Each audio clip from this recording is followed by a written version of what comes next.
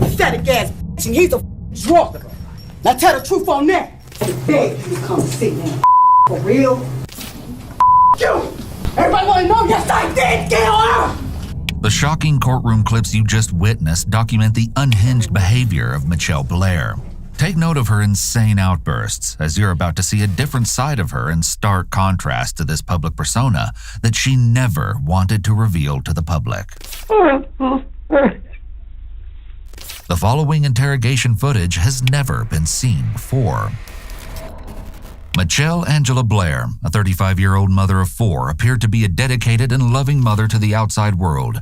But a twist of fate revealed that not only was that a lie, but that she was also hiding an unimaginably disturbing secret in plain sight within her apartment. Mitchelle's lies came crashing down around her when she failed to pay rent for her East Side Detroit apartment. She was eventually served a court-ordered eviction notice. On March 24, 2015, a crew arrived at her apartment to carry out the eviction, only to find out that Mitchelle wasn't there. So they began moving her things out, including all of her furniture. In the living room, where the family spent much of their time together, the moving crew found a large white freezer. When the freezer was opened, to the movers' horror, all of Mitchelle's darkest secrets were exposed. Because of this disturbing discovery, they immediately called the police. Mitchelle was eventually found at a neighbor's apartment where she was hiding with 2 of her children, but the other 2, 9-year-old Stephen and 13-year-old Stoney, were nowhere to be seen. Mitchelle was arrested and brought in for questioning, where she shared the horrific story in graphic detail. As she was being led away by police, Mitchelle said to them, "I just want you to know I'm not evil. It was just an evil act." The following footage has been analyzed by a qualified team, including a licensed attorney and former criminal prosecutor, a licensed clinical psychologist, and a former licensed professional counselor. It's important to note that the police department made some redactions to the following footage, but we added context throughout for your viewing. In order to protect the identity of the alleged victim, we will be referring to him as Mitchelle's youngest son and by the pseudonym Alex throughout this case. Just water or pop or something? Coffee? If you guys have any Vaseline, just small bit. I got no Vaseline. Just water then. Just water? Dry. Can I ask you a question? Is any way my aunt could be in here? She was an ex-police officer. I just want her to hear it from me. She's here. We're talking to her. That's okay. Just have a seat, okay? We'll be right with you in a second. An officer uncuffs Mitchelle and offers her water. Both are gestures of goodwill. These gestures are meant to keep her from shutting down and keep her comfortable to get her talking. Just have a seat right there, I guess. Thank you. I'm sorry. I'm going to shut this door.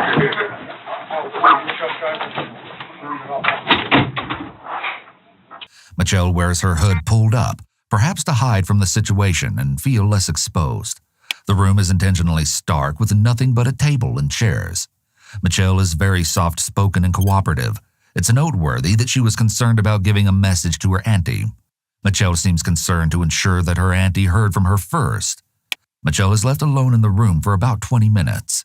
She scooted her chair back and moved herself further from the table, suggesting she's trying to distance herself from the interrogation before it's even started.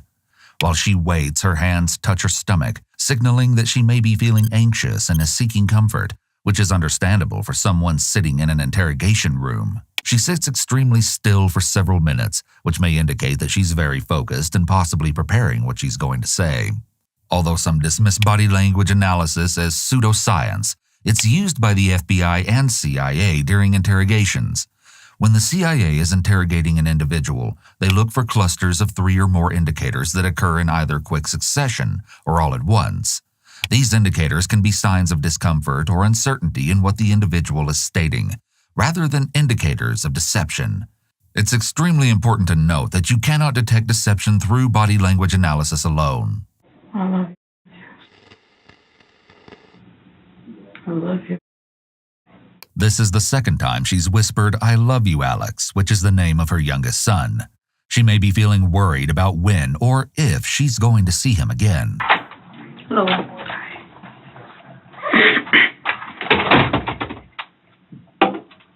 I'm Officer Diaz.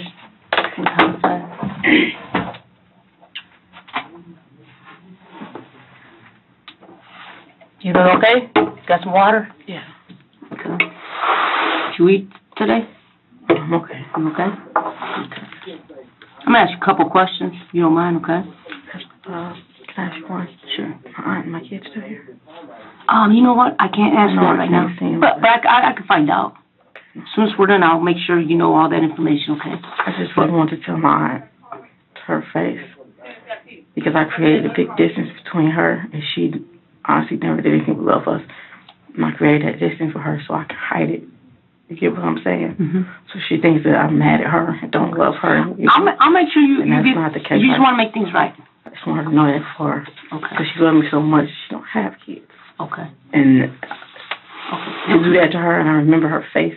Okay. Let me. I gotta take care of this first, okay? And then you can tell me anything you want to take. But I got some administrative things that I gotta let you know about, like your constitutional rights.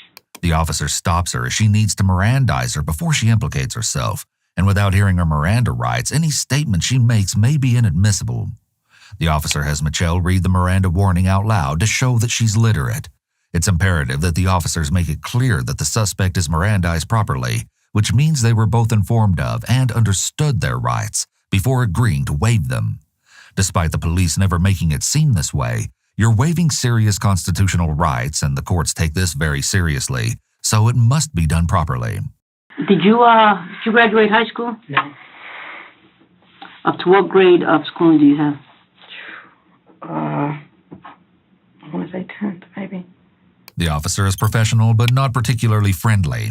She's a little gruff and serious, but that appears to just be her personality and not intentionally related to the interrogation. The station likely sent a female officer to speak to Mitchelle, as they may have felt that she'd be more open when speaking to another female. Do you know if my kids' names were released on the news yet? Ma'am, I've been in here, so I don't think the dad knows. Yeah, and I was trying to keep it. I gave them the number and everything. To who? To their dad. To his dad, you know. Okay, I'm just gonna ask you some quick questions, just about you, basically. What's your first name? Mitchelle. M-I-T. M-I? M-I-T. C-H-E-L-L-E. The officer is getting background information to try to get her used to talking. Once a suspect begins talking, it's harder for them to stop. It's always important to begin with questions that they will be more open to answering instead of jumping right into the facts of the crime. This also helps to build rapport.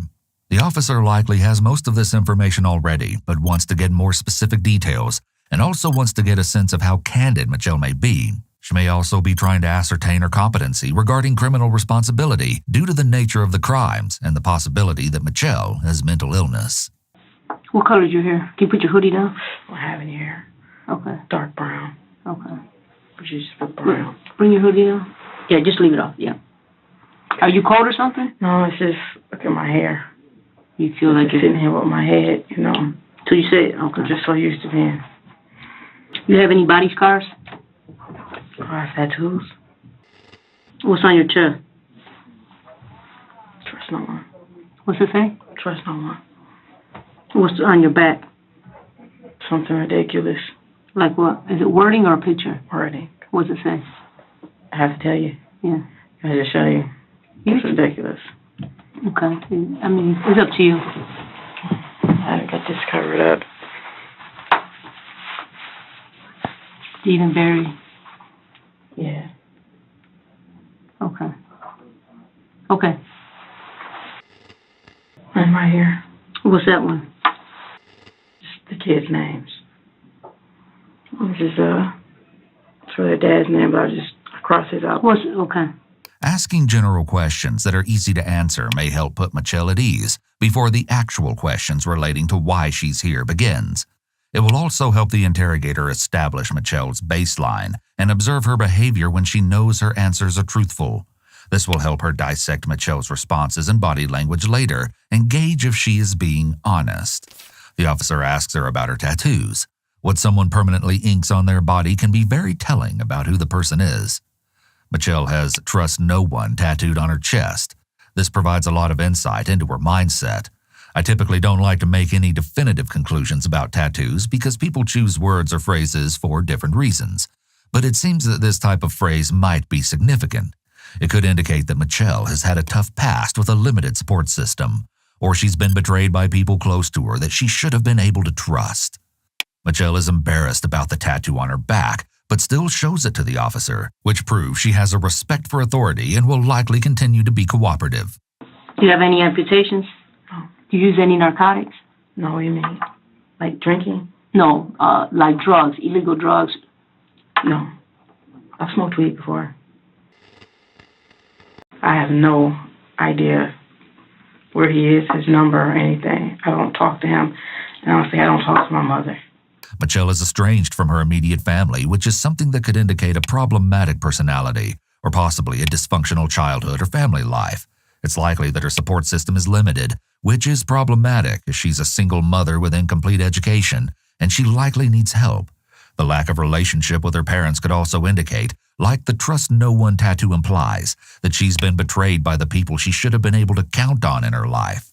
I'm not acting. And how many sons do you have? One, I had two. Your daughters? I had 2 girls and 2 boys. What's your daughter's name? How old is she? She's 17. She stay with you? Yes. She got a phone number? No phone. She's here. Okay. So, you got a boyfriend or spouse? No. What's your the father is that your ex-boyfriend? Yeah. So you have 4 children altogether? Yeah. None of them are in school? No. Where are your other 2 kids, Stoney and Steven? At my house. At the old house. Where in your house are they? Freezer. Who put them in there? I did. Mitchelle lowers her voice but bluntly answers. Her lowered tone indicates shame, but she says this with no real emotion otherwise. Freezer. She's forthcoming and appears to be willing to tell the truth right away, which is somewhat unusual in interrogations. Instead of blaming anyone else for putting the children in the freezer, she's taken responsibility for that part of the crime right away. When the moving crew first opened the freezer, they found a teenage girl's frozen body inside. She was completely naked and covered in frost except for a large black plastic bag that was placed over her. Her head was pressed against the inner side of the freezer wall, where there were bloodstains next to her face. A long piece of black fabric, possibly a silk scarf, was still fastened around her neck, and there were notable injuries to her throat, her right cheek, right brow, her bicep, and her chest. Under the girl were several blankets, but because her body was frozen to the side of the freezer, only a portion of the blankets could be cut away. But the police were able to cut a hole, which revealed another frozen body hidden under the first. This one, a preteen boy. Neither body was able to be removed from the freezer, and instead, the entire thing was sent to the Wayne County Medical Examiner. Why did you do that? Because they were.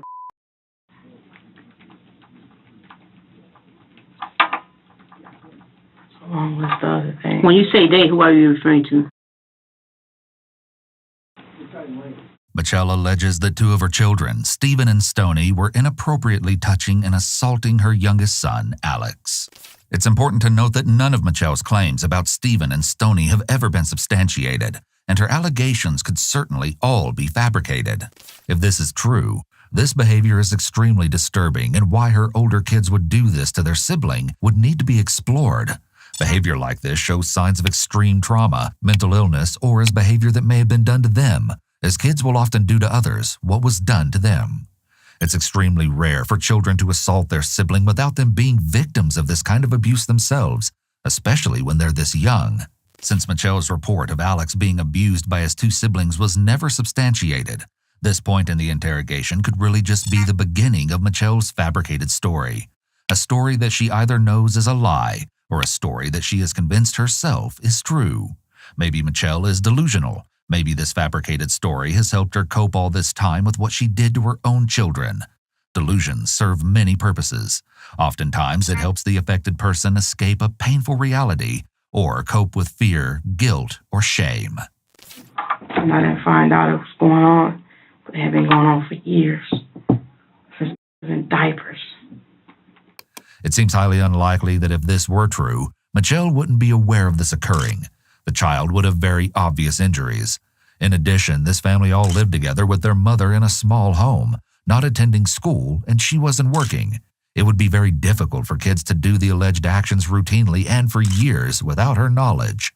Mitchelle is either extremely neglectful, in denial, or not being fully truthful about her awareness of this situation. How did you become aware that he was getting? When I came home one day,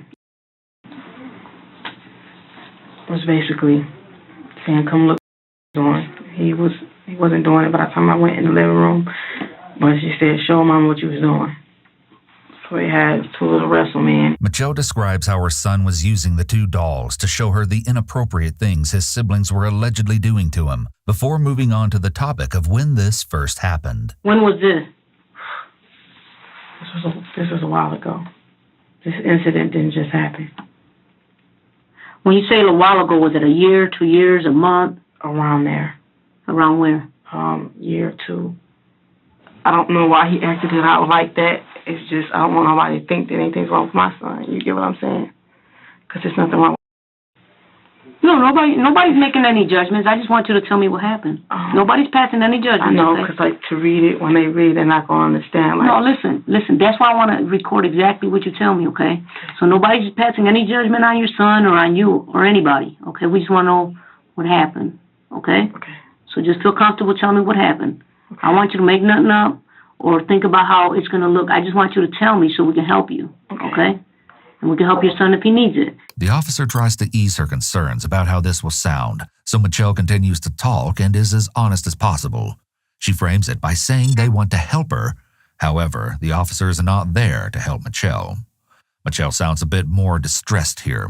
She's more emotional now than at any other point throughout the interrogation so far. And after he told me, so I had to keep his face, and I said, "Anybody do that to you?" And he said, "No." And then he put his head down and he said, "Yes." And I said, "Who the f***?" You know what I mean? I was upstairs. So I went upstairs with him, and I asked him, "Was you your brother or your effing brother? Was you your brother?" And So you asked somebody did that to him? yes. And I'm what did like, he "Why say? are you playing like that?" I told him that's nasty as hell. "Why are you playing with that?" I said, "Did somebody do that to you first?" He said, "No." And he had his head on and he said, "Yes." And I asked him who, and he said, I just went straight upstairs with him, well, all three of us. And I'm asking, and he said, "No, he's lying." I'm like, "No, I'm not." You know, so I'm looking at the both of them. And I said, "What?" Because I'm not understanding. It was just, you got to understand, I was a lot younger than she was, like, over a year ago. And he had to be quiet about all this time. So when he's telling me, he's getting loud, and he's like, "Yes, he did. Yes, and I said, he really did this to you. Why didn't you tell me?" "Because they said they was going to kill me and beat me up." I looked, I told him to tell me the truth before I beat the hell out of him. And he says, "Well, I on him, but that's it." And then he said, "No, it's not." I just remember walking out the room.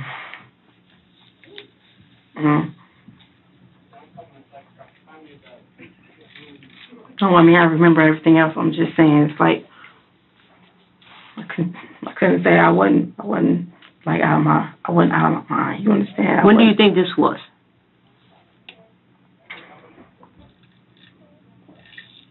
Roughly 2 years ago. What did you do at that point? I sat on the floor for a while by the edge of the door, and I just remember I kept going, "What the f***?" And I told my man, I said, "Tell me the truth." You say you went outside and sat on the floor? No, I went in the hallway. Like, okay, I was in his bedroom when we were talking to him about all this, because that's where he was at. And I just stepped, like, in the hallway between the door and, you know, like the threshold, and I sat on the floor.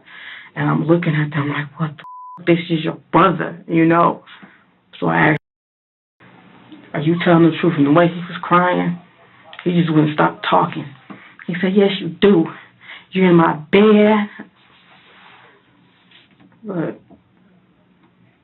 they did this to him every day, every night. What did you do after that? Did you take any physical action towards? Not just yet. And then I just closed the door, and I just kept looking at him. I said, I can't believe you. I took him downstairs because he was telling me more and more stuff, and it was not making sense. It's just, that got through telling me everything. I went back upstairs, and I opened the door because I fully believed him, and I know that's what he had did. He told me things that, after finding out, now it makes sense. You get what I'm saying? It's like certain things, I'm like, what's wrong? Or he crying, or he fell out the bunk bed, and I'm fussing at him, take toys away from him. It's like I'm fussing he didn't even do. What did you do when you went back upstairs? I punched him. I just started punching him. I just kept punching him. At what point did you stop punching him? Oh, no, that's not how I stopped punching him because he looked up and he said, okay, I'm ready to tell the truth. After she says that Stephen admitted he was ready to tell the truth, Mitchelle opens up both hands quickly and turns down her mouth. This body language may indicate that she's seeking approval from the detective, or as if she's saying, see, I told you. I said, this is what you did then? He just said yes. And I punched him again. Although it's possible that Stephen did abuse Alex, it's also possible that he falsely confessed only to escape the punishment. It's convenient for Mitchelle to report that she supposedly got a confession out of Stephen because she might believe that this adds validity to her story of the alleged abuse towards Alex. Let me ask you this. Okay. How long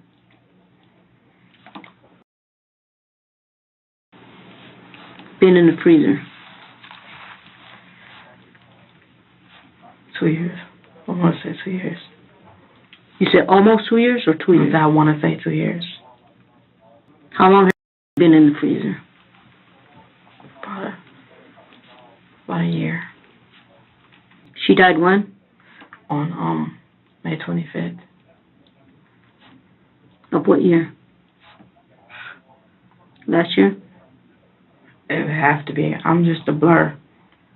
This was apparently her daughter, who Mitchelle stated died May 25th, but was unable to recall the year. Mitchelle then said that the other child was killed August 30th, 2012. Despite it all being a blur, she was ultimately able to remember the dates. It's shocking that no one reported either child missing and shows the isolation these children must have been living in for no one to notice they were missing for so long. Mitchelle must have been lying about where they were, or they had very little, if any, interaction with other people. One of her neighbors eventually came forward to speak with investigators, and she explained that Mitchelle told her she'd made Stoney and Stephen move away to live with their aunt because they'd been doing mean things to Alex, such as taking food away from him. As well, one of Mitchelle's friends was interviewed by police, and he stated that any time he asked about where Stoney and Stephen were, Mitchelle told him that they were upstairs in their room or at an aunt's house. According to Alexander Dorsey, the father of Stoney and Mitchelle's surviving oldest daughter, when he asked about Stoney, she also gave the same answer that she was living with an aunt. Apparently, these explanations were enough to keep people from asking more questions about where the two children were, because no one seemed to realize they were gone. How did you...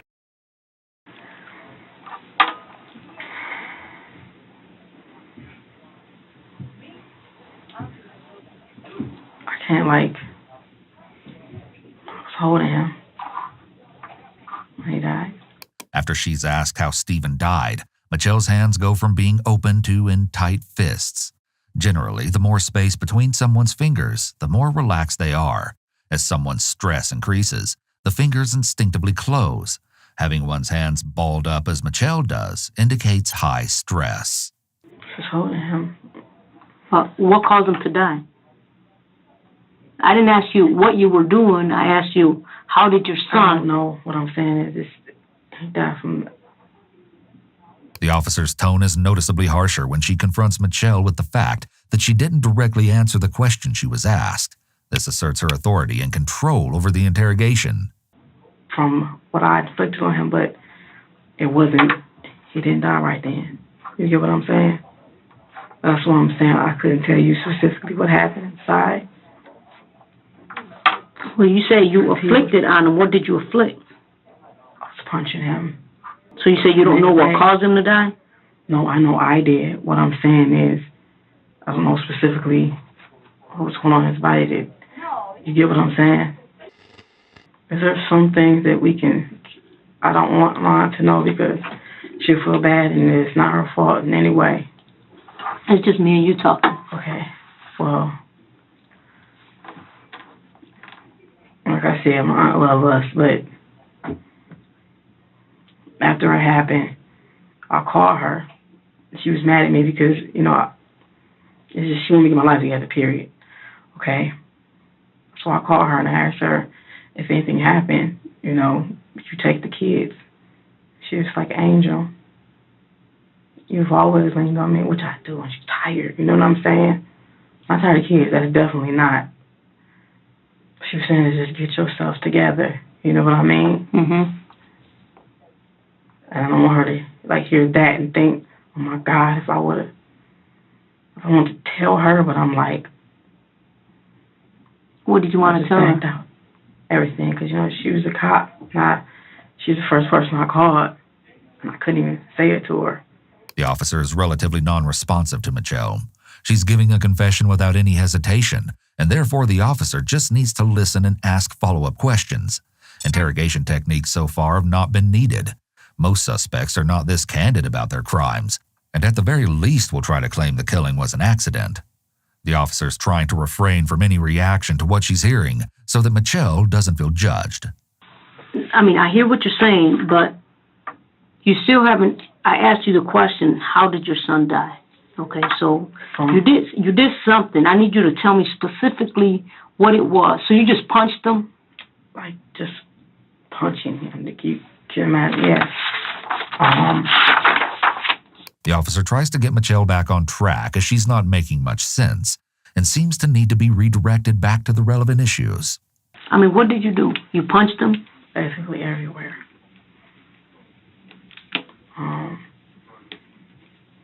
I choked him. With your hands? Yes. That's not how he died. What else did you do? I'm saying, you punched him everywhere, you choked him. What else? I mean, you want to come clean, right? You want to get this off your chest. It's just me and you talking. Okay, nobody's here to judge you. It's not about the judging. I know, it's just. It's painful. Is it painful to you? No, it's evil. It's evil what you did? Is it evil? Yeah. Okay, so you're judging yourself. When the officer sees Mitchelle freeze up, she tries to get her talking again by making it seem like this is just a conversation between the two of them. In reality, it's being recorded and will be shown to judges, lawyers, and jurors if necessary to obtain a conviction. The officer gets her to admit that what she did was evil, to show Mitchelle understands right from wrong. This is a legal requirement to be held criminally accountable for one's actions. Because I love them. You love them, okay. But well, man, that's how I feel. Like, y'all know, anybody who know me know about my kids. And it's like, and then turn around, all this time I'm keeping y'all away from everybody else. And it's y'all, it's like amongst yourselves. There's no other outsiders. There's no outsiders that ended up hurting y'all. And that's the one thing I've always been worried about in my life. Because that's what happened to me. That's why I don't talk to my mother.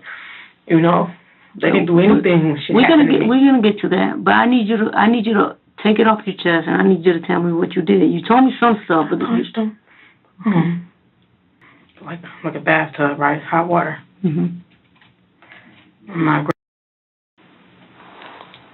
I did like this, and I stood him in there.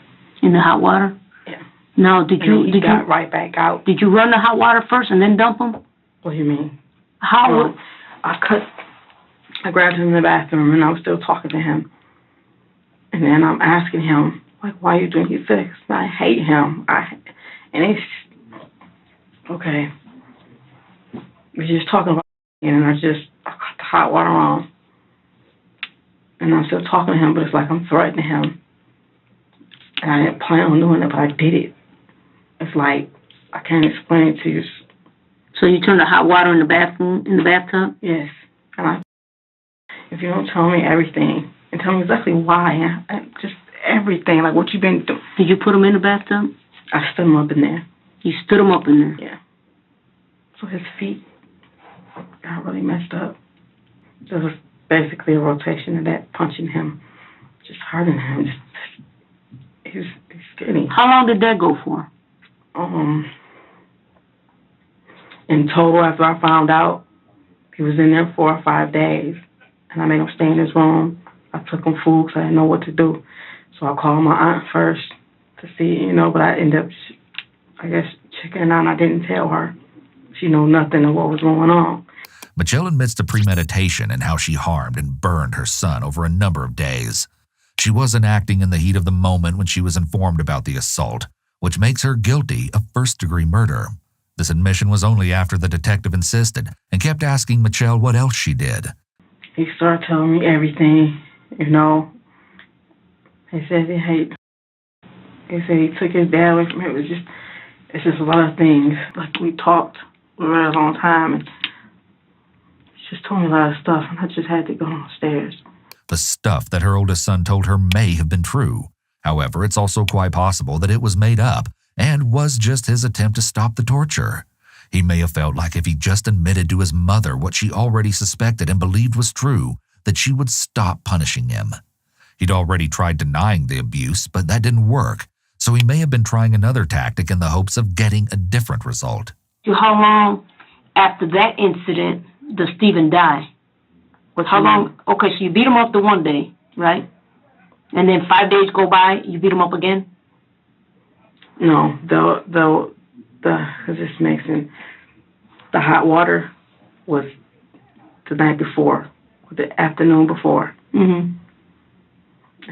I was around 1 something in the afternoon. So are you telling me, because when I asked you what exactly did you do this? Basically, that day when I found out, I messed him up. He was still walking around functioning. Mm-hmm. He was just in that room. And then the more and more started telling me throughout the days and everything he remembers since he was eating Cheerios. The officer gets Mitchelle to admit he passed away after the extensive abuse to show she had ample opportunity to get him help if she regretted her actions, but she chose not to. And I've been calling around to see what to do when I asked the police. When I asked the police, when it's 2 brothers, I put it in the scenario as somebody else's situation. Mm-hmm. And if one brother was and the other one, can y'all take the little one to jail even though he's a minor? Why would they take the little one to jail? Not jail, but like juvenile. Mm-hmm. Calling the police suggests that she may have had some conflicting feelings about what she was doing. However, these doubts weren't enough to stop her from continuing. After hearing Mitchelle's hypothetical, the police should have at least come out to investigate the situation and speak to the children. A simple welfare check may have saved their lives. This case shows many flaws in the system. And sadly, this isn't the only example of a missed opportunity to save these children's lives. Back in 2005, the Michigan State investigated Mitchelle for allegations of child neglect. At that time, her eldest child would have been around 5. The claims of abuse must have been somewhat substantiated because Mitchelle was referred to counseling, but her children were not removed from her home. Oh, I'm trying to get a timeline here, because you do these things to him, right? How long do you do these things? You assault him, you put him in the water. How many days go by before he dies? I want to say no more than a week. The officer goes back over the entire story Mitchelle has told to solidify her story and make sure it's clear and the timeline is explicit. When things occurred, it's important to show premeditation and to show the long and serious suffering her children endured. Mitchelle sits in silence as the detective continues writing. At this point, she's sitting with her head down. Maybe the emotional exhaustion of the interrogation is starting to really set in. So you said the first day you punched him several times. The second day you didn't touch him. No. But the third? The second day I was like throwing up and I had been drinking vodka like from the first day period, and I basically couldn't get up. You say you was throwing up? It's like when I get up, maybe I would have went back in there, but... Did you say you were throwing up? Yeah, the only reason I didn't go honestly. Only reason I didn't go back in that second day, because every time I got up, I'm throwing up, and I'm sick, and But then the third, the fourth, and the fifth day, you continue. The following days, you continue to assault them. Is that correct? Drinking. But did you continue? Yes. Okay. What did you do? The same thing? I was going back for just punching him, basically, and choking him. Typically, when these sorts of horrific crimes occur, the perpetrator is often under the influence or had been using substances close to the time the crime occurred. She also said she was throwing up the second day of the abuse, and the only reason she didn't continue abusing her son the second day is because she was feeling sick. Yeah, and it was like, this is how it went, like, I'll talk to him for a second, and he'll say something, and I'll start punching him. And I'll stop, and then I'll start talking to him again. And then it's like no answer he gave was... Who witnessed this? Stoney. And who else? Was downstairs, but she witnessed. Stoney and... Yes, well, he was downstairs, but you mean me doing this to Steven? Yes. Yeah, she saw me punching him. Saw you punching him? Yes, both of everybody. It wasn't the first day, though, because I had told her to go downstairs with the girls. But at one point, yeah, they did. Everybody saw that. Mitchelle now admits to someone witnessing her assaults on her son, which will be useful to corroborate her admission. If the witness was a minor, she'll also be charged with endangering the welfare of a minor. A child witnessing abuse is extremely damaging to them mentally and emotionally. At what point do you put Steven in the freezer? After he died. When I came back in the room, he says, I just throw up. Say that again? So when I came back from him, he says I have to throw up. So I walked him to the bathroom. He didn't throw up, and he says I have to poop. He didn't poop. So I just took him back in the room, and he laid back down. And his breathing it sounded weird. It was just, and I put my hand right here on his chest, and his heartbeat was like,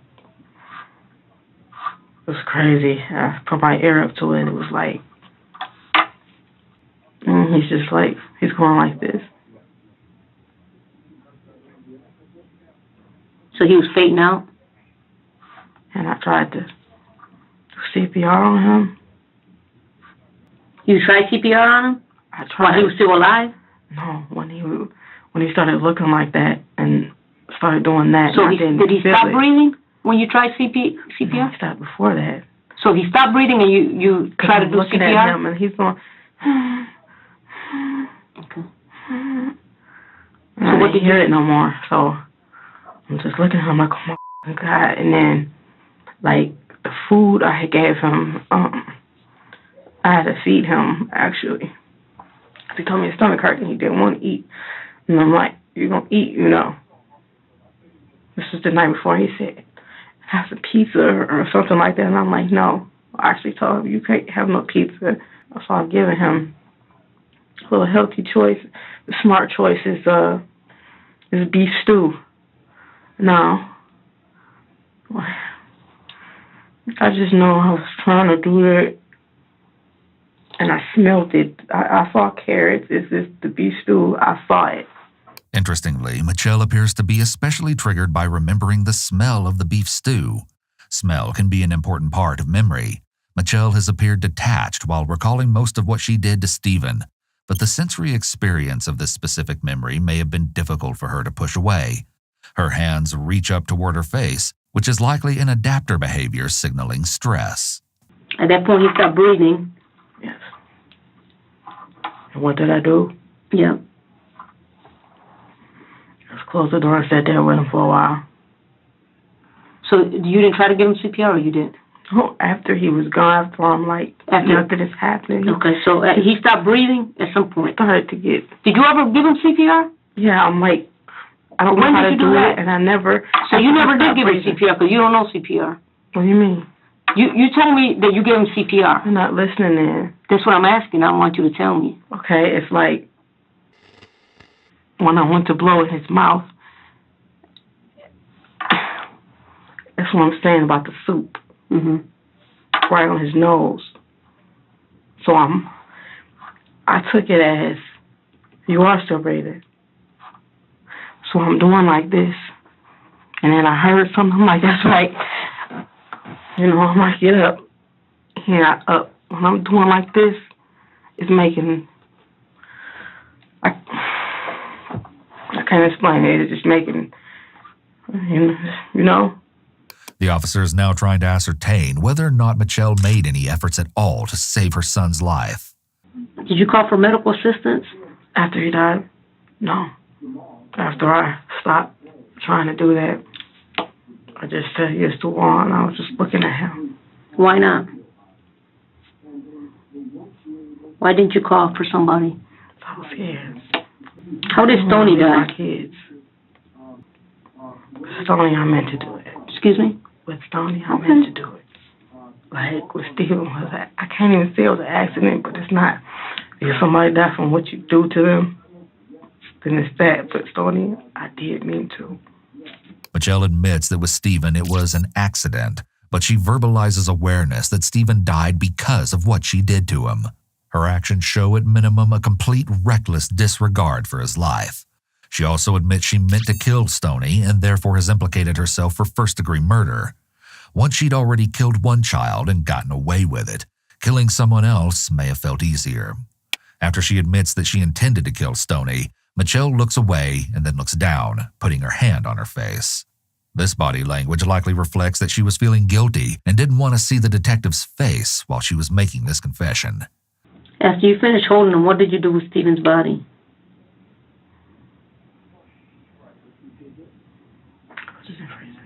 You what? I didn't freeze it. Her whisper could indicate that she is ashamed of what she did.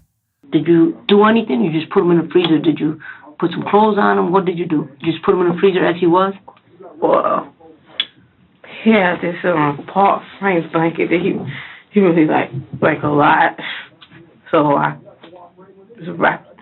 You wrapped him in what kind of blanket? It's like Paul Frank. You know the monkey Paul Frank on kids' clothing or. That was his favorite blanket, Paul Frank? It's like, it's a name brand, it has the monkeys on it, and it was a big comforter. It's blue and white with monkeys on it. And, like, I remember he used to argue with them, like, don't touch my blanket, you know what I'm saying? So I just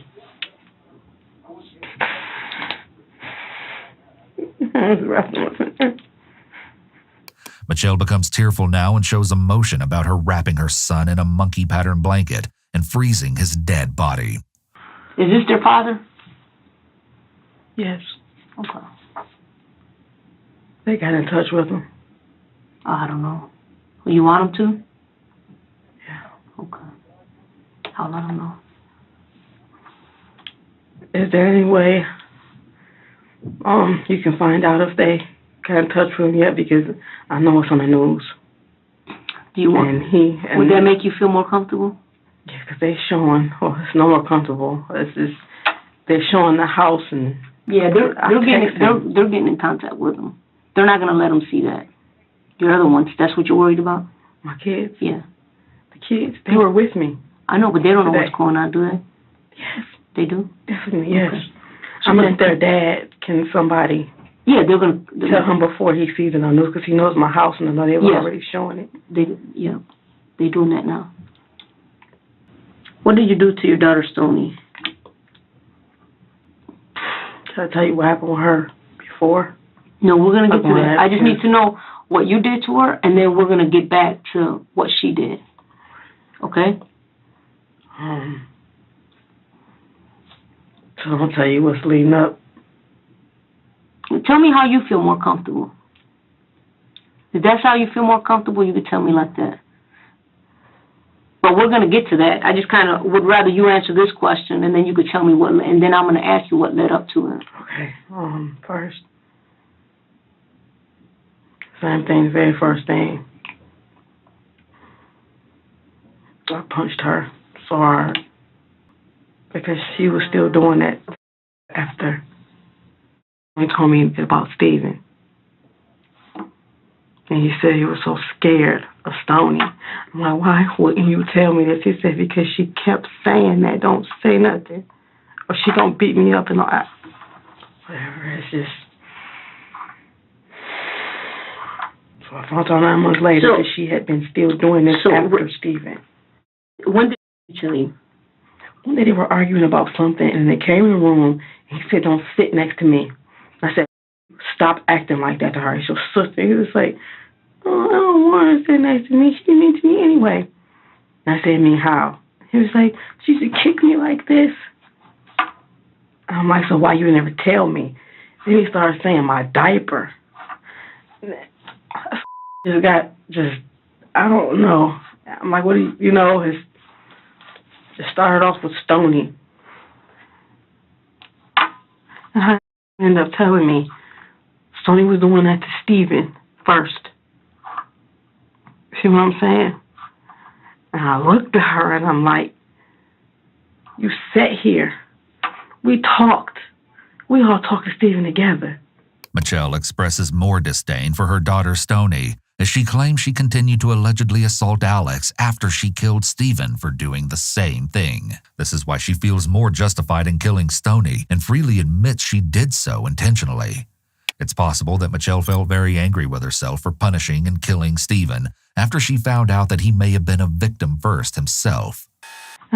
You end up telling me Stoney was doing that to Steven first.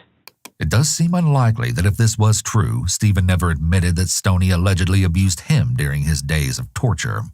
So let me get this straight. So you're saying that when you told you that Stoney used to kick him and said something about his diaper. Yeah, he said something about his diaper. How do you get those two things out of? Because I don't see in that. What do you mean? Okay. Wait, what do you mean? Told you that Stoney used to kick him. That's what I'm saying. I need to go into how it came out. Okay. Because they did not only just him. They was taking his food. It sounds petty. They blame things on him. But I fussed at him, but it wasn't him.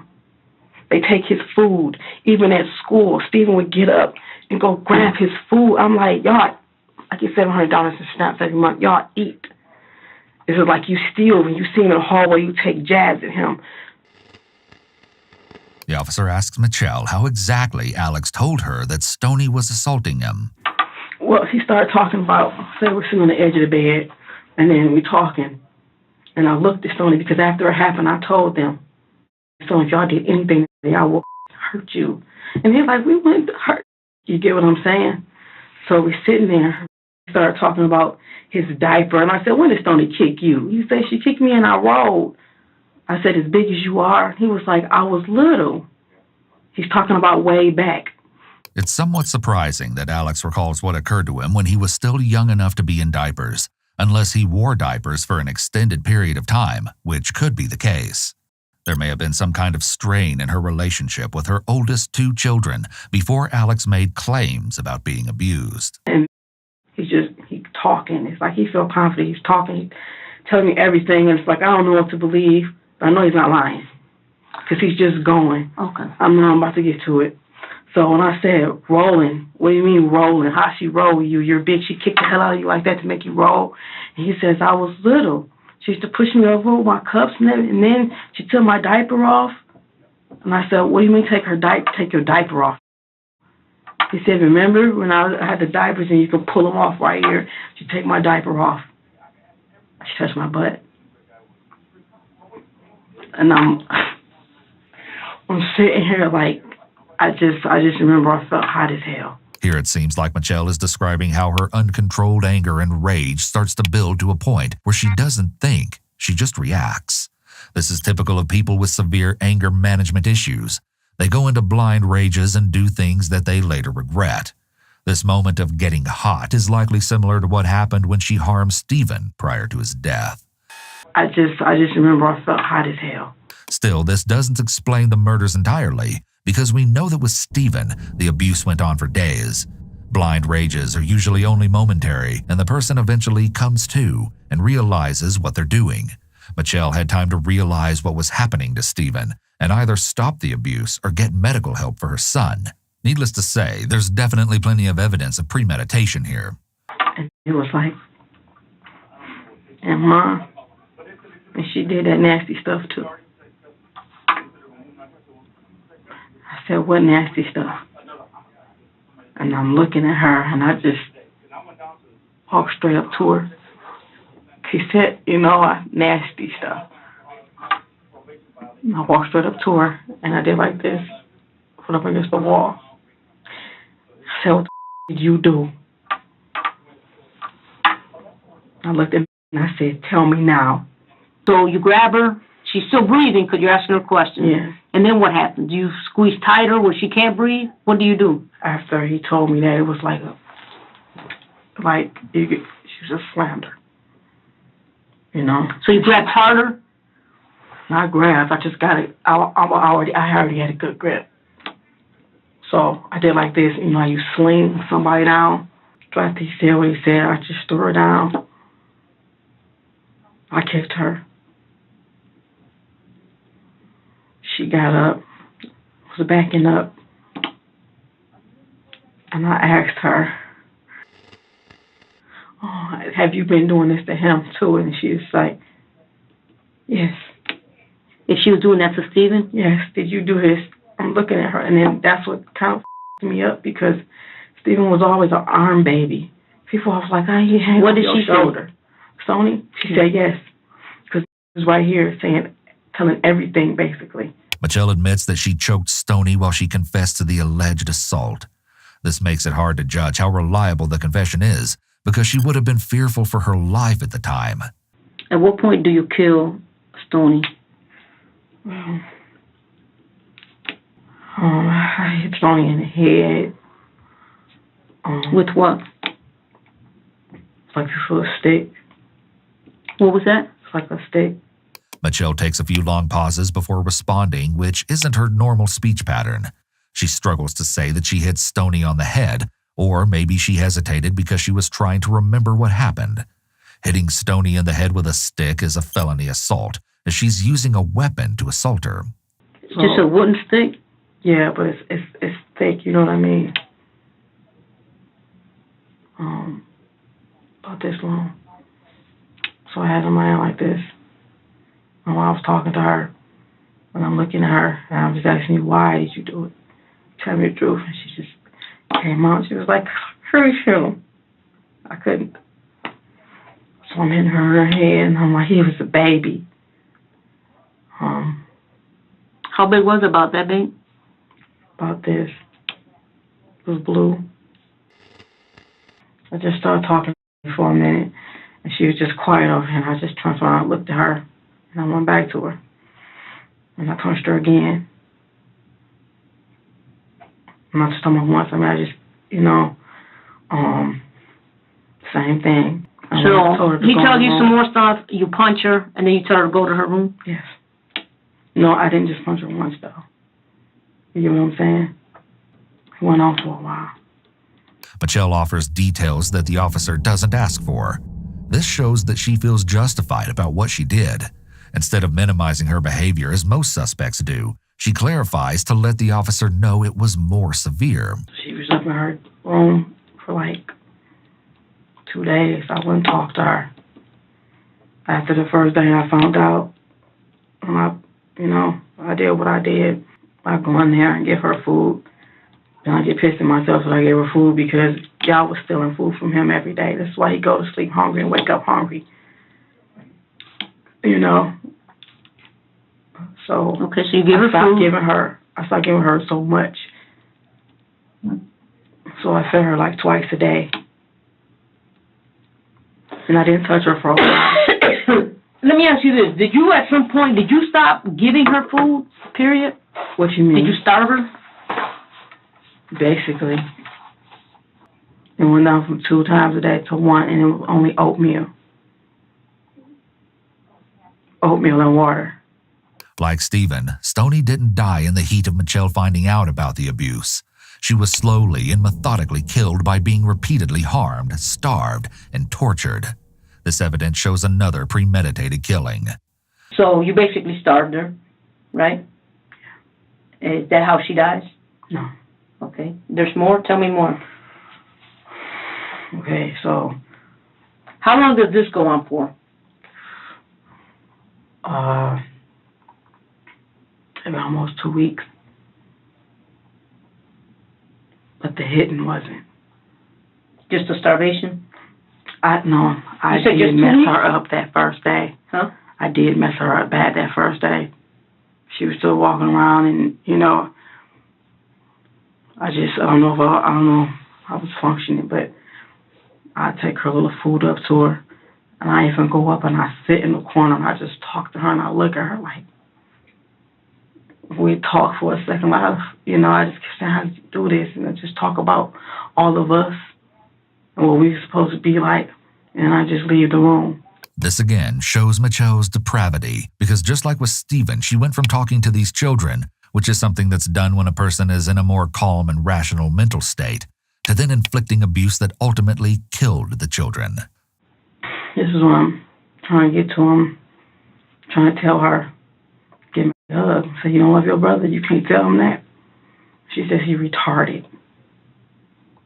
He heard her say that. He's retarded. He's annoying. Yeah. And she just went, oh. She cried because I wanted her to give him a hug. And I said, you don't love him? And she was like, no. I punched her, and I told her to say it again.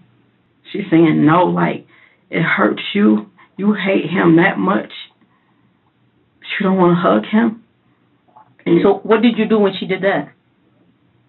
the blue pipe. Excuse me? The blue pipe, the wood thing. Uh-huh. Was it a pipe or a stick? Well, it was, it's a wooden, but I call it a pipe because if you hold it in your rounded? hand, yeah, and it's blue. Where did it come from? One of the bad parts, like, you know what I mean? What, was it metal or was it wood? It's wood. And it was about a foot It was long? thick. Okay. Okay, so you hit her with that? Yeah, when I say thick, it was thin, but it was sturdy. That's what I'm saying. Like, it, I hit her with that. Where did you hit her at? I hit her in her head, mostly in her head. She had Several times? a lot, yes. Like, little lumps everywhere. So she survived that assault? Yes, and she was fine. Not fine, but she was mobile. Okay, so what happens then? Does she go to her room? Well, that's, okay, so I'm trying to get to this part, but I'll finish this out. I'm looking at her like, what the f***? And I just grabbed her, and I'm in the closet. Just got a towel. I just put it right here, and I put ice wrapping it, told her to get in bed and just keep it back. She asked me, could she sit up? So I said, okay. You said you go in the closet and grab a towel? Yeah, go in the closet to wash off. And I put icing in it, put it up here, but she said it hurts. And she was sleepy, so I let her go to sleep. I know I told her to go to her room. And after I finished helping her with this, I went and drank. You go drink? Go sit in the basement. No, I don't You went to the out. basement to drink? Yes. Michelle may be using alcohol to cope with her emotions. She doesn't allege that she has diminished capacity due to her drinking, nor would that be a viable defense, as she can clearly recall details of the days that led to her children's deaths. You know everything you're doing is what? Wrong. I knew that. And it's like, I can't explain it to you. I was in between, like, crying, like, what the you doing?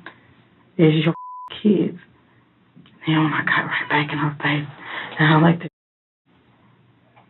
just the fact that you told her, I used to tell my baby, she's not going to save you. You know what I mean? Like, she's not going to save you. So he told me that, I'm telling you, he said, thank you for saving me. He said that. No, I just don't understand why you didn't tell me about her sooner, and that still wouldn't have been happening. Michelle clearly understands right from wrong.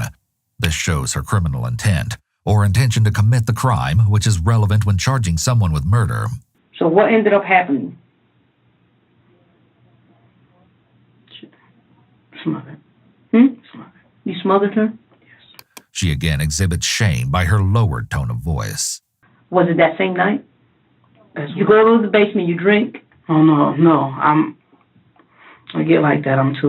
No. This was a while later. Like a day, 2 days later? No, maybe days, because... Like how many days? I don't know. But, So after a few days go by, right? You just go upstairs and you smother her? No. Okay, tell me what. This is, I want to say after, it's like I didn't touch her again. For a few days? Yeah, you know what I'm saying? So yeah. It's like we're going on in the second week now, and I'm just sitting in this house now. The conversation we had about, and that's not there. Okay, but I want you to walk me through it. So, do you go upstairs and just say, you know what, I'm going to smother her, and you just smother her? No. Or do you guys have a conversation? She was laying on the floor. She said she Where was at? laying on the bed in her room. Okay. So I came in and I sat down. So you go in her room. Yeah. And I scared her because she was asleep, but I sat down in front of her. So you wake up. She basically wake up and saw my face, and she was like this. And I just kept asking her, are you ready to apologize? Now, when you asked her if she was ready to apologize, what did she say? She said,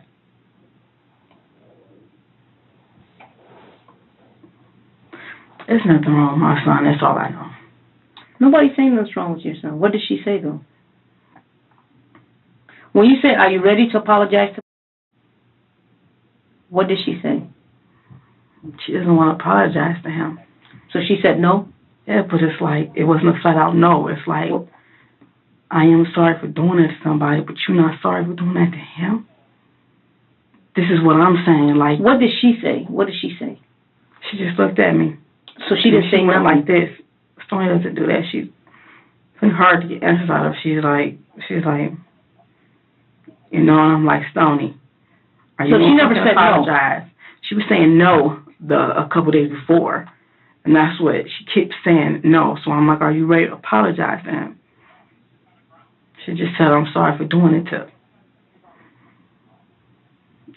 How are you not sorry for your brother? She said she was sorry for doing it to what?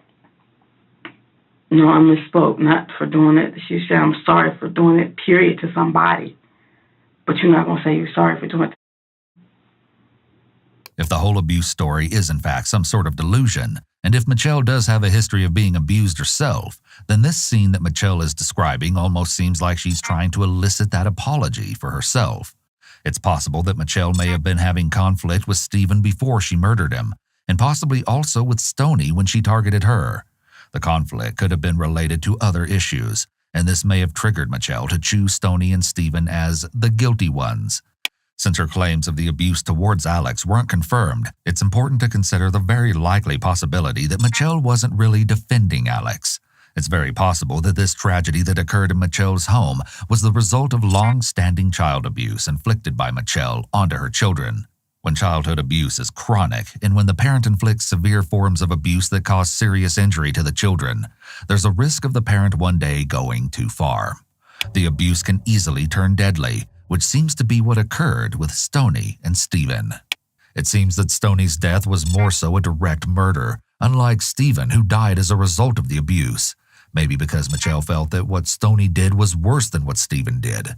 Plus, she later learned that Stephen had been allegedly abused by Stoney, so this caused Mitchelle to see Stephen as a victim like Alex and like herself. So you punched her? Yes. More than once? It was basically really fast. I punched her. She actually hit me back. You know what I mean? Because I punched her so hard. Well, she reached up and she hit me back, so I slammed her on the ground. And I heard her like this. She looked up and she was like, I didn't mean to do that. It was like a reflex. And then it's like the part is,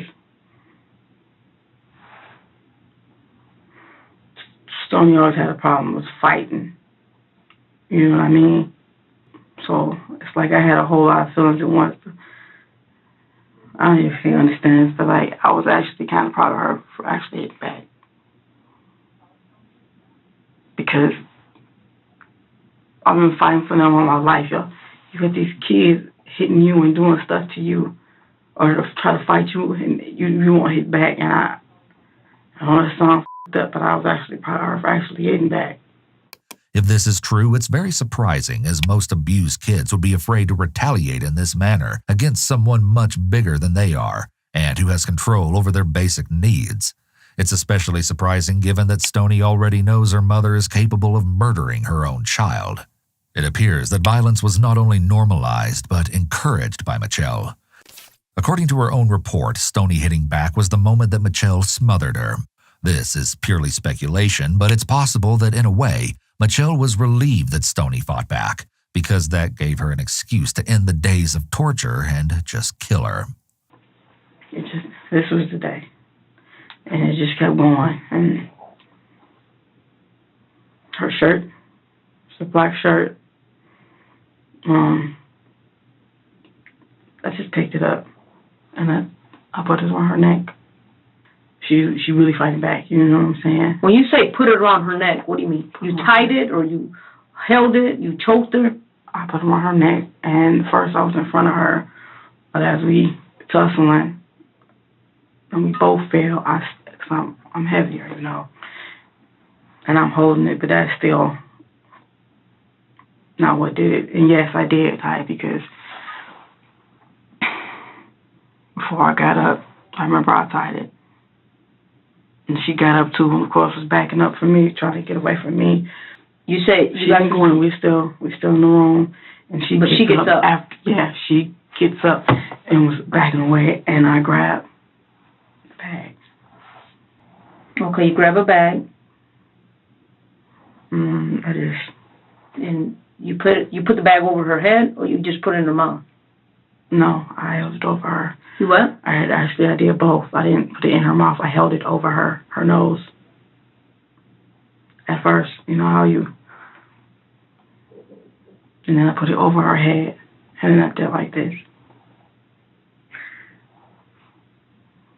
She expresses very little emotion about doing this to her own child. Mitchelle's reenactment is very useful evidence, as it's even more impactful than just words alone. Then what? Did she stop breathing at some point? Yeah, that's what did it. That's what I did to kill her. Her voice was also very low here, almost whispering. What do you do with the body? Stoney's body. Freezer. On top of Steven. Huh? Freezer on top of Steven. I didn't wrap her in anything. Again, she's whispering. This indicates that it's possible she felt more remorse about Steven's death than Stoney's. This is also evident in the way she directly murdered Stoney versus Steven, who she said was not intentional. You'd think that after the trauma of murdering her son, of being reminded of what she did to her son every time she looked at that freezer, she'd be unable to do what she did to her daughter. Did you show them? Did you show them the body? Yeah. Not for a while. How long did it take before you showed? Not even a week. What was their reaction? Just crying a lot. She's just crying a lot. It was looking like he didn't say nothing. He was just looking at me, and he started crying. I asked him, "Why you crying?" He said, "You're gonna be in trouble." And I just told him, I know I am. He told me God didn't like that. He don't like none of that stuff. That was his words. God don't like none of this stuff. It's surprising how forthcoming Mitchelle has been about killing her 2 children, as the detective has been somewhat standoffish during the interview. The detective has leaned back away from Mitchelle and makes little eye contact as she's writing notes most of the time. Mitchelle has appeared mildly frustrated at times when she feels like the detective isn't understanding what she's trying to say, but she still kept talking. Many other people would not have opened up under these circumstances. It's possible that Mitchelle really wanted to get everything off her chest. She may have wanted to make sure her side of the story was told, especially regarding the alleged abuse of Alex. Showing Alex the dead bodies of his siblings displays her complete disregard for her children who are still living, and an inability to understand how disturbing and extremely traumatic seeing his siblings dead and frozen would be. It's possible that Mitchelle wanted to show Alex that his siblings paid for what she claims they did to him. On top of that, the fact that the freezer was in a main area of their home would have meant there was a constant physical reminder to the living children about what happened to their siblings. Now let me ask you this question, because I know we went on to talk about all the different things that they supposedly did. They did. But are you a stay-at-home mom? Yeah. Okay, so you're always. How much time do you say, like, how much were you? How much and time do you? Me up, you know. No, because I want you to tell me how, because you're pretty much always with them. It's like, you're always with them. So yeah. At what point does this happen that you don't know, have no idea? That's why I sat there and kept asking them, like, Stephen will do this to me. If he says, Mom, can we go upstairs and play? We want to play with our toys. And I'm like, no, sit down here and watch movies with us. They'd be quiet. And he said, we want to play upstairs, y'all girls. And then came from Stephen. This is to get him upstairs. Then you hear a big ass boom. He's like, what is that? That's Stephen knocking him off the bunk bed, like straight off the top bunk bed. I didn't know none of this till after that, but it's like they're brothers. Like, it was like, y'all girls, I don't want to watch this movie, or can we play? How many rooms in your house? 3. Are you sure? What do you mean? How many rooms you got? Bedrooms? Yeah. 3.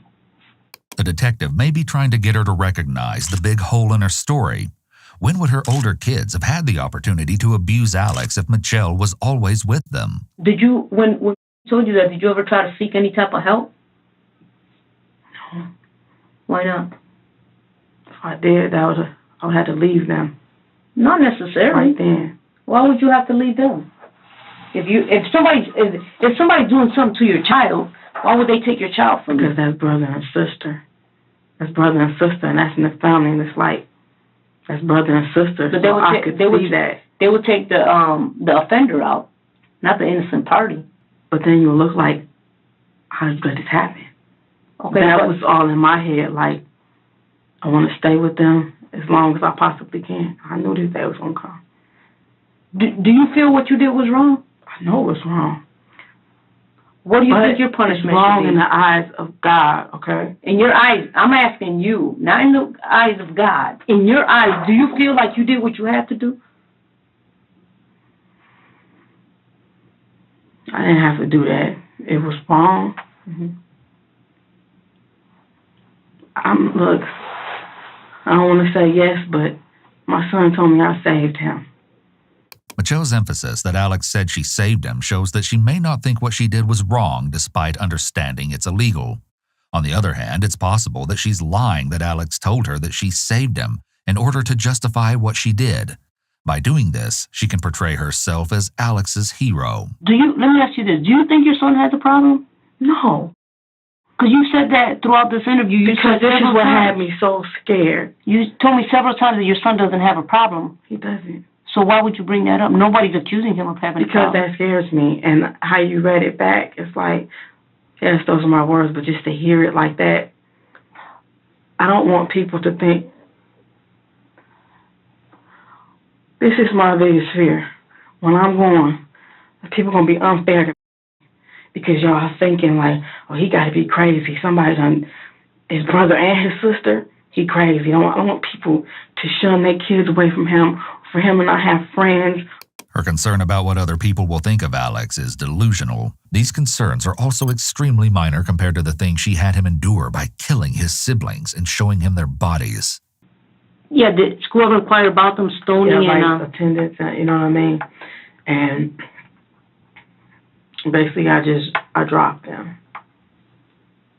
And actually I told them I was moving. So that's how I was able to drop them.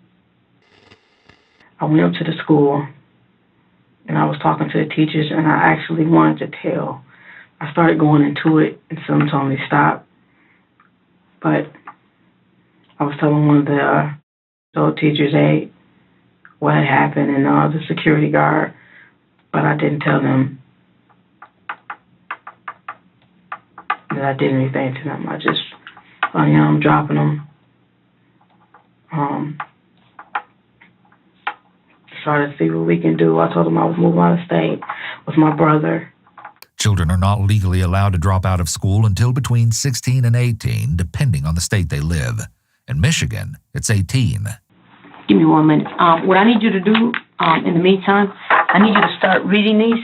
These are the questions I asked you and the answer that you have answered. If I misquoted you, or if something... Stephen, yeah, I get to that. That's how I thought it was, and that's why I asked you, and I have it down here.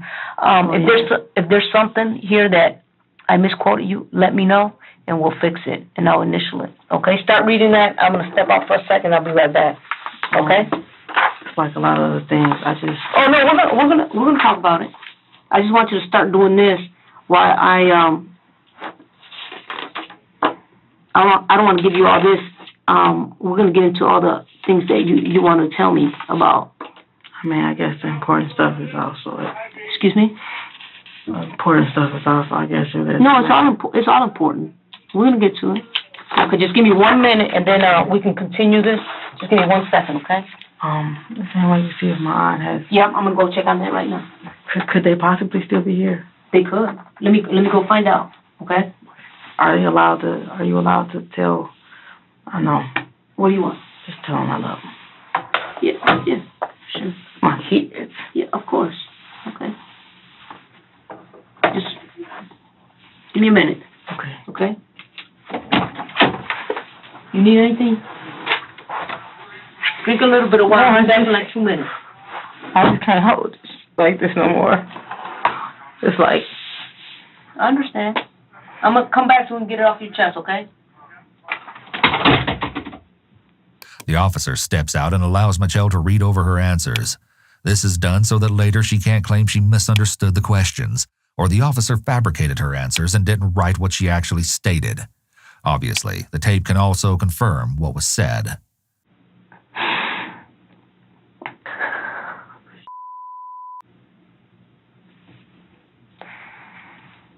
Mitchelle is left alone, and as she's seeing her words, she is cursing and clearly getting nervous.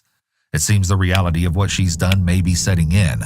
It could be that she goes in and out of moments of realization about what she did and what's happening around her. She asked the detective if she could tell her children that she loves them. So it could be that Mitchelle is actively realizing here that she likely won't see her 2 children again.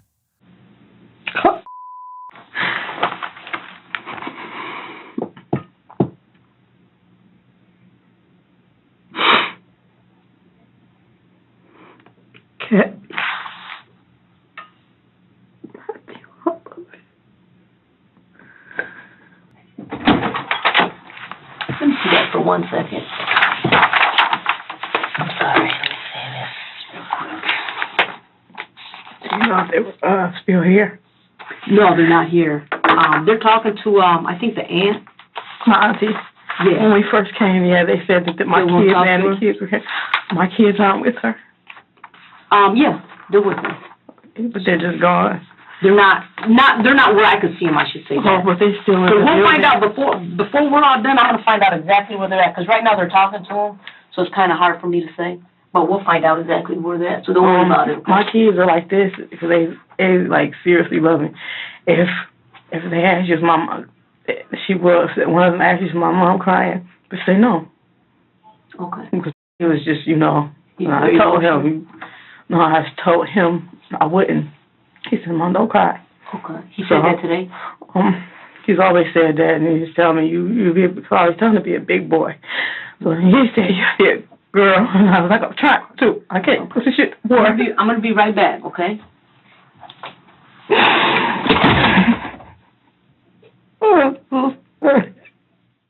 Mitchelle continues crying while the officer is away, which is a common occurrence when suspects are left alone. Often the reality of the situation sinks in only once they're left with their thoughts and begin to realize they're going to jail, or they realize the gravity of their actions. I don't got a number. I'll give it to you. Okay. I'm sorry about that. How you feeling? Feel better to get it off your chest? Not really. Not really? No. So, you wanted to tell me some other stuff that was going on, okay? Tell me else. What was going on with you? You gotta imagine that happening to a baby. Excuse me? You gotta imagine that happening to him. I just try to... Let me ask you, because you're home most of the time, right? So when you're home, did you ever witness any unusual behavior between your kids? No. Well, Stoney, before he was even here, Steven and Stoney didn't like each other. Well, I'm thinking little brother, big sister stuff, you know. But she'll tell him, Steven, stop, sit down. You sit down in here, I'll punch her. And I'm like, stop it, you know. I didn't know why. That's when I felt like I didn't save Steven. You get what I'm saying? Because when he said that to me, I'm like, he actually told you that? I'm not going to save him. So let me ask you this. Your son came to you and gave you some complaints about some things that were going on, right? Yes. No, he didn't come to me. He didn't come to me with Steven. He came to me with Stoney because they were sitting on the edge of my bed with like a little tiff. And it didn't start out with him talking about the little mean things. Earlier, and then it goes, and then we went into, he talking about the diaper. And that's why I'm like. Earlier you told me that told you that Steven did some things to him, and you confronted Steven, and Steven said, no, I didn't. See, when you say come to you, I'm thinking you mean, because how it came to me, told me when I walked through the door. Yeah. But at some point, he tells you something that Steven's doing to him. Yes. Okay. And you took it upon yourself to just go off of his word. You never tried to get any type of... I did. I talked to Steven. We went up there and I talked to that boy. Okay. You know? I talked to him. And he admitted this. He admitted that he did these things. After a while, yes. After a while, yes. Okay. But he denied that. He denied it at first. And so did Stoney. She also denied it. But after you assaulted him, right? Then he said, okay, I did it. After you assaulted him several times? Yes, after a while. Okay. It wasn't severely assaulting him. Not just whipping him, you were severely assaulting him. This was just me punching him before he finally said yes. The officer is getting clarity here to potentially argue the fact that the children's confessions may not be accurate, as they deny that they had inappropriately touched Alex until Mitchelle violently assaulted them into confessing. This makes their confessions much less reliable, as they may have just said anything out of self-preservation. This is clearly a coerced confession. It doesn't mean it isn't true, but it's certainly unreliable. The first time you ever heard of any of these complications between your kids was the first time with Steven. I know they used to have the little sibling things. But you never took it upon. You know how sometimes kids like to lie and make up things? Yeah. You never kind of put it to kind of observe to see who was saying what. You just took it upon yourself. Or all the other stuff. I mean, that's kind of a serious thing, you know, for a kid to say, "Hey, this is what's going on." So you just went basically on his word. I asked him. Right. I asked Steven also. You get what I'm saying? But he denied it. But after you repeatedly assaulted him, he's like, "Oh yeah, okay, I did it." Do you believe that that's? I mean, did you ever take your son to a trained physician to tell you, there's some signs of... You're not listening to me. Well, I'm trying to... They did that. You did that? They said they did that. Even... Who did that? They did that to him, Stoney and Steven. And I'm sitting here, and I was even talking to Stoney, and I tell her to tell me things.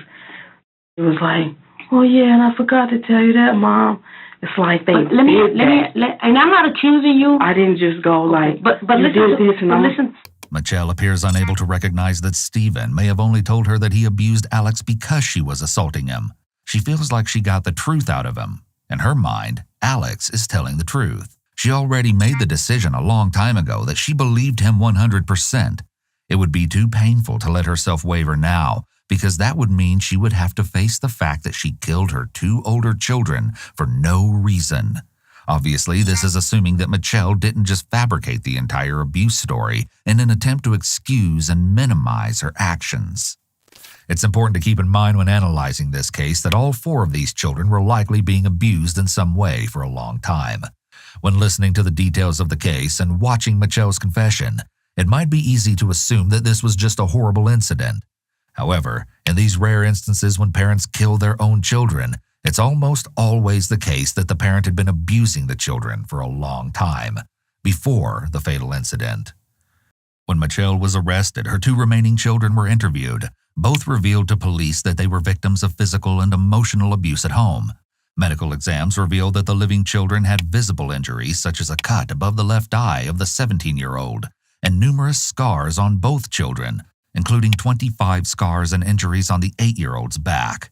The children detailed some of the assaults they suffered at the hands of Mitchelle, such as being hit with a piece of wood, a hot curling iron, an extension cord, and burned with a clothing iron. According to them, Mitchelle refused to get any of the children medical treatment when they were hurt. Both children were turned over to Child Protective Services. They did this to him every day, every night. It's like... But what I'm trying to think, if this was going on, like, where were you at all this time? I mean, because you're a good parent. You're always home with your kids. Right. So how were these things going on for so long and you did not know? I mean, they're little kids. I can see if they're adults and it happened somewhere, but they're under your roof 24/7. I mean, they don't even go to school at some point. And there's all these things that you don't know nothing about. Were you ever a victim of any type of, Yes, I was. Okay. And I used to always, this is what got me. I talked to my kids and my auntie and everybody. So I'm talking to them like so openly about this, and it's like, I felt like I had to. Okay. What happened in your situation? The first time, it was a woman. My mom used to leave us with any and everybody who would watch us.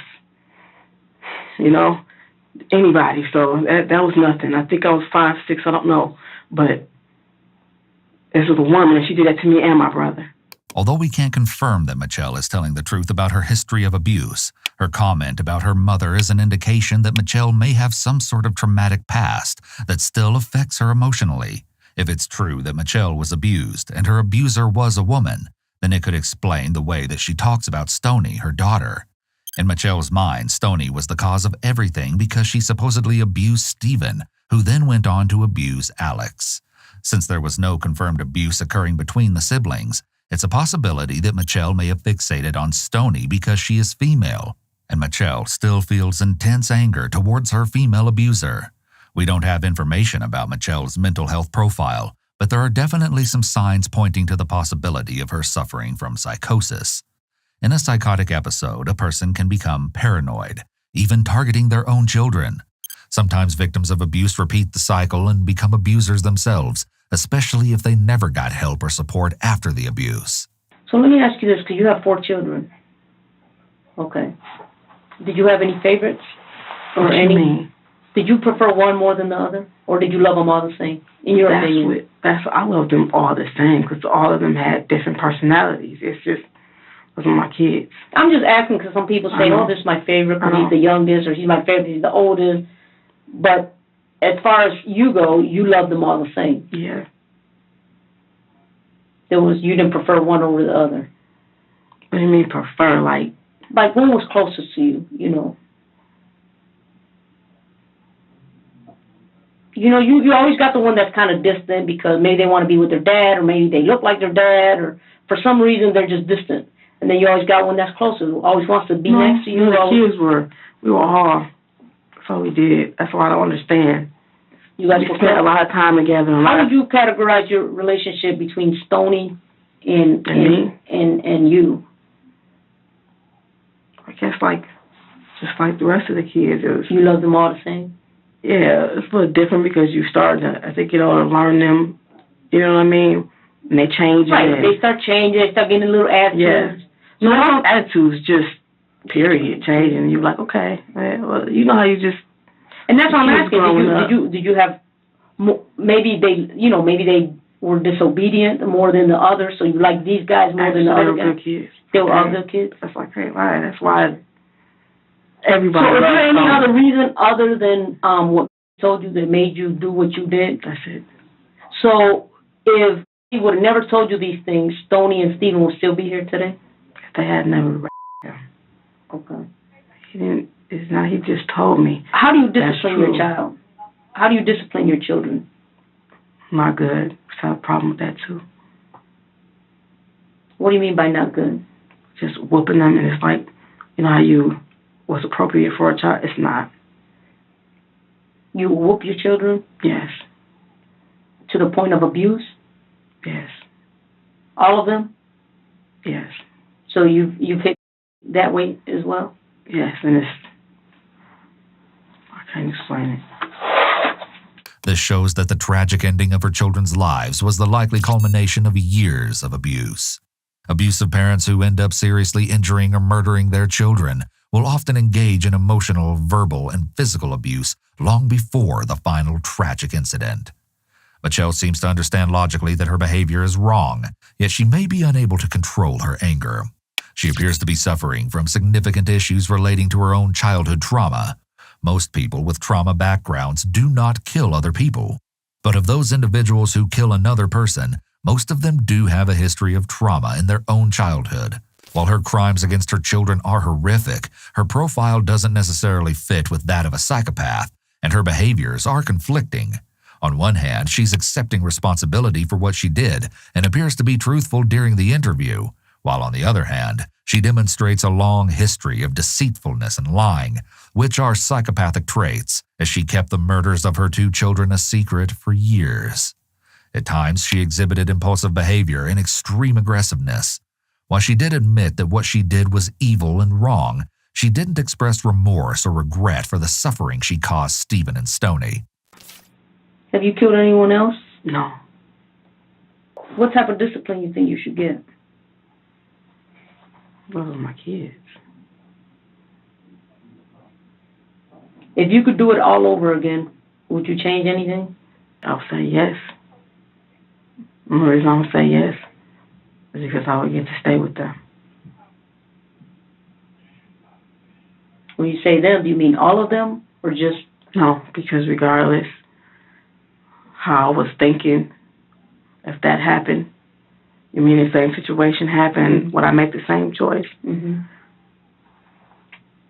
Yes, because I want to stay with, you know? But you don't really care about the other two. No, I do. I would have made a different choice. What choice would you have made? I tried to go somewhere. I said, he's never said that to me before, so for him to say that, when did he say that to you? This was after it happened. Alex telling her that she saved him seems to be enough peace of mind for Mitchelle, almost like she's satisfied with what she did because she was able to prevent her son from suffering continued abuse. If I brought in here, right, and I asked him pretty much the same question I'm asking you as far as the events that took place. Ask him. You don't even have to have him in front of me. Ask him. Is he going to tell me the same thing you're telling me? He has to. You got to listen to him. Has he ever lied to you? Yes. About what? Little things. Like what? He'll lie and then, okay, let me go on to something else. The thing was, in the lying, I don't like that. Well, he does lie. Yeah. And you don't like it? No. So, that's like the only reason I ever would. No, do you know the difference between a lie and the truth? Yes, definitely. You mean, does he know the difference? No, I'm asking you. Do you know the difference between a lie and the truth? Yes. Okay. So, and you're familiar with, like, a white lie versus... There's no such thing. Okay, a lie is a lie. Yeah. Okay. And are you familiar with the difference between a chronic liar or somebody that... A habitual liar? Yeah. Are you familiar with somebody that habitually lies or somebody that lies, for example, if I say, hey, do you like this dress on me? And you're like, no, but you don't want to make me feel bad. So you're like, oh, that's nice, but you're really lying because it looks terrible. Right. Right? You're familiar with the difference. That's so you won't hurt, somebody's feelings, like a small lie versus somebody that lies all the time. Yeah. Are you familiar with that? Yes. In your opinion, how would you categorize your son? None of those. None of those? He never lies? No, he does, but I wouldn't. Excuse me. Like, just little things. The officer is getting it on record that Mitchelle knows right from wrong and a white lie from a lie. This again will make it harder for her to make an insanity defense. Ms. Blair, what's on your mind? It's like so much something happened to you. It's like, you gotta go and fuck up. You had much mother. Your brother and sister see this to you. And I just want to make sure they are. And he's the littlest one. I want to make sure to be okay.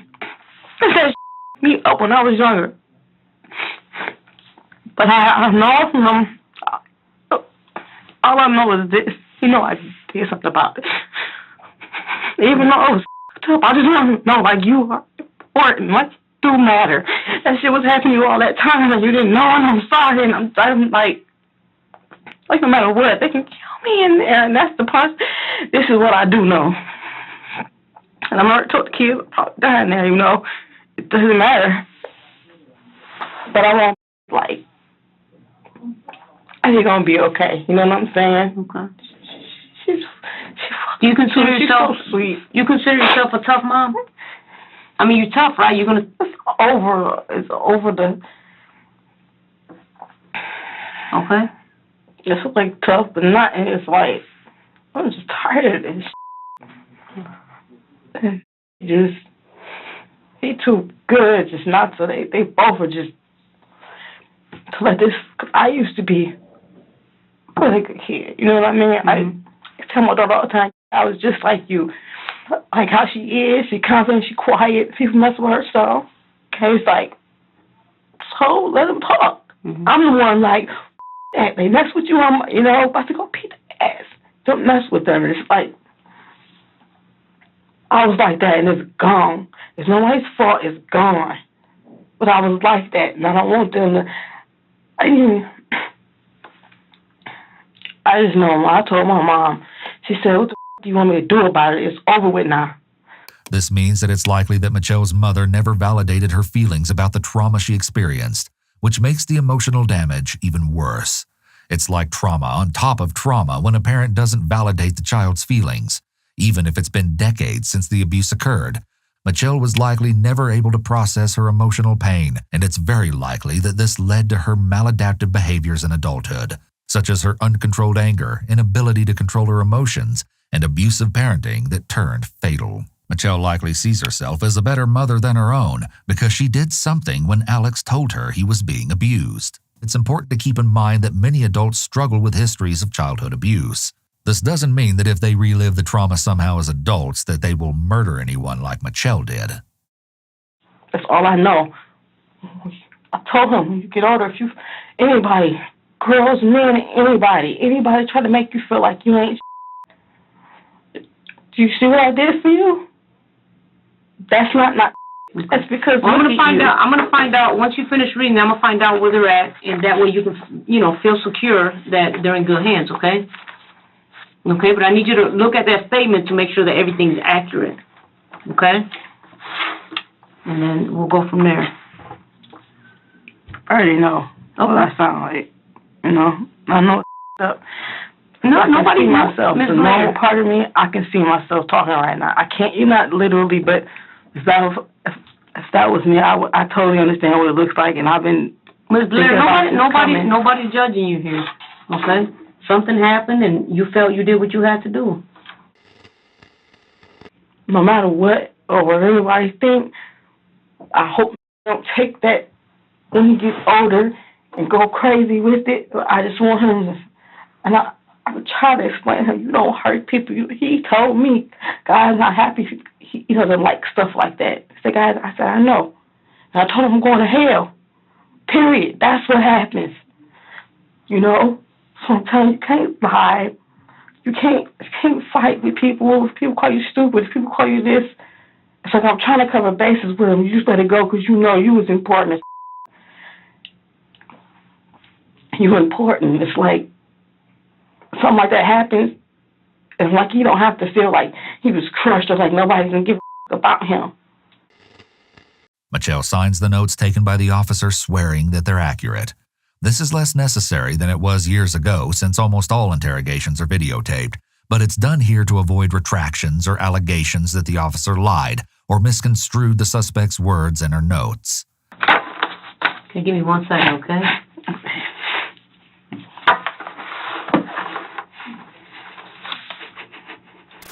Following the interrogation, Mitchelle was charged with 2 counts of first-degree murder. An examination of the bodies revealed that 9-year-old Stephen died from blunt force trauma and what was described as thermal injuries in 2012, while 13-year-old Stoney was killed in 2013 from blunt trauma to the head. Mitchelle kept both of the bodies in the deep freezer in the family's living room for around 3 years until their discovery when she was evicted.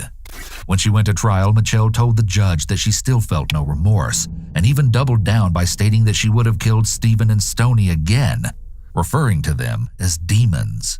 Still, prosecution made it clear that they didn't find any evidence that Alex had been assaulted by his siblings.